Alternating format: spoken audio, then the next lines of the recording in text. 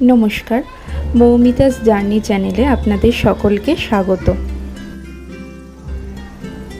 আজকে চলে এলাম একটা অন্যরকম ভিডিও নিয়ে। আজকে যেটা শেয়ার করব সেটা হচ্ছে বিরিয়ানির মশলা।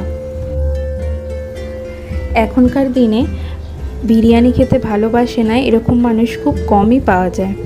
আমরা দোকানে কম বেশি সকলেই বিরিয়ানি খেয়ে থাকি, তবে বাড়িতেও খুব সহজে আমরা বিরিয়ানি তৈরি করি। বিরিয়ানি খুব সহজেই তৈরি করা যায়, তবে মশলাটা যদি সুন্দর হয় সেক্ষেত্রে বিরিয়ানি গন্ধটা ভীষণ ভালো লাগে এবং খেতেও খুব ভালো লাগে। খুব সহজেই কি করে বিরিয়ানি মশলা তৈরি করা যায় আজকে আমি সেটাই দেখাবো। প্রথমে শুকনো খোলায় এই মশলাগুলোকে ভালোভাবে সেঁকে নিতে হবে।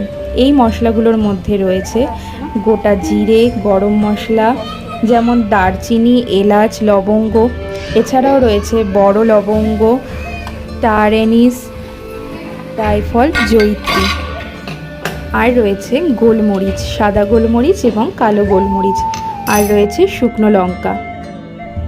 এই মশলাগুলোকে শুকনো খোলায় ভালো করে ভেজে নিয়ে শিলনোড়া বা হামালদিস্তা বা মিক্সার গ্রাইন্ডারে ভালোভাবে পিষে নিতে হবে।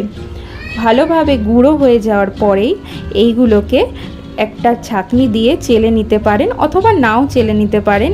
এই গুঁড়োগুলো খুব ভালো করে নিয়ে এগুলো বিরিয়ানিতে ব্যবহার করলে বিরিয়ানির স্বাদে গন্ধে এত সুন্দর হবে, পুরো দোকানের স্টাইলে রেডি হয়ে যাবে। তবে বিরিয়ানি মশলা যেদিন করবেন সেদিন যদি বিরিয়ানিটি করেন তবে মশলাটা একটু বুঝে শুনে অল্প পরিমাণে দেবেন।